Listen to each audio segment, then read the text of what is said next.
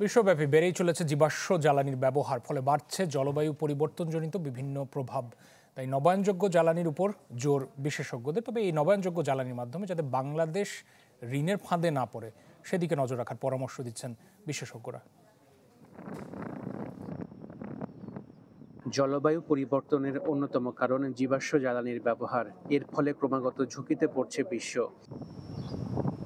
তবে জীবাশ্ম জ্বালানির অন্যতম বিকল্প সৌর বিদ্যুৎ। বাংলাদেশেও বাড়ছে এই বিদ্যুতের ব্যবহার। দক্ষিণ এশিয়ায় সৌর বিদ্যুতের ব্যবহার কিভাবে 3 গুণ করা যায় তা নিয়ে আলোচনা হয় বিশ্ব জলবায়ু সম্মেলনে বাংলাদেশ প্যাভিলিয়নে। বিশেষজ্ঞরা বলছেন, দেশে সৌর বিদ্যুতের চাহিদা আছে, তারপরও বিভিন্ন কারণে এটিকে জনপ্রিয় করা যাচ্ছে না, যার জন্য অনেকটাই দায়ী সোলার প্যানেলের দাম।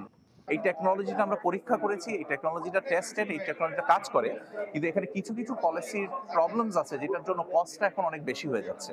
কিন্তু আমরা আশা করছি আমাদের গভর্নমেন্টের কাছে, পলিসি মেকারদের কাছে, ওরা যদি এটাকে আরেকটু ফ্রেন্ডলি করে।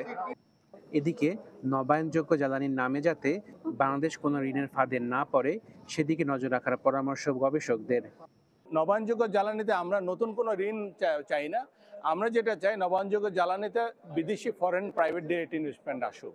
সেই জন্য আমাদের যে জ্বালানি যে আমাদের কাঠামোটা, জ্বালানির নীতি শুধু না, জ্বালানি কন্ট্রাক্টগুলো ট্রান্সপারেন্ট হতে হবে এবং কম্পিটিটিভ হতে হবে এবং কারাপশন রিডিউস করতে হবে। 2030 সালের মধ্যে দেশে নবায়নযোগ্য জ্বালানির ব্যবহার 30% নেবার লক্ষ্য সরকারের।